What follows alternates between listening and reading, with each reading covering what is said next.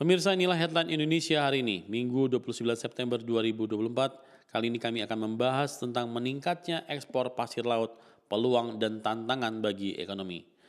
Dari ugm.com mengabarkan kurang dari 2 bulan sebelum mengakhiri jabatan, Presiden Joko Widodo kembali mengeluarkan kebijakan kontroversial yang cenderung merugikan rakyat.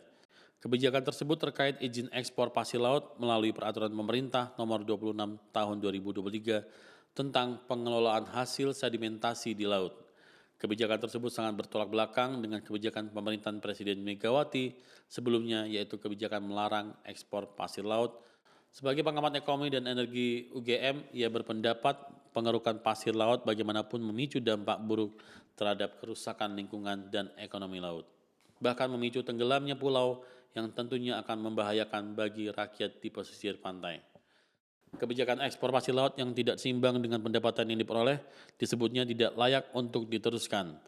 Perlu untuk diperhitungkan kerugian biaya akibat kerusakan lingkungan dan ekologi yang ditimbulkan. Diperintahkan Kompas.com mengabarkan Presiden Joko Widodo membantah bahwa yang diekspor adalah pasir laut, melainkan sedimen yang mengganggu jalur pelayaran.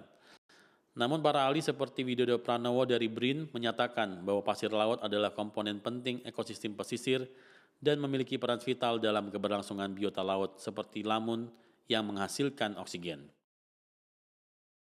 Detiknews.com mengabarkan penolakan keras datang dari berbagai kalangan, termasuk anggota DPR, aktivis lingkungan, dan nelayan.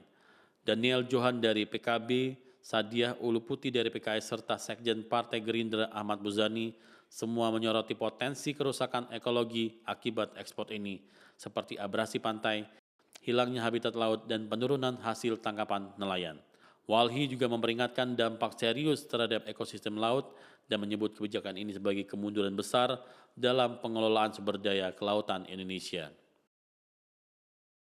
Berikutnya BBC.com mengabarkan, meski pemerintah menyatakan bahwa ekspor ini hanya dilakukan jika kebutuhan dalam negeri sudah terpenuhi, kekhawatiran tentang kerusakan lingkungan dan ekosistem tetap mengemuka.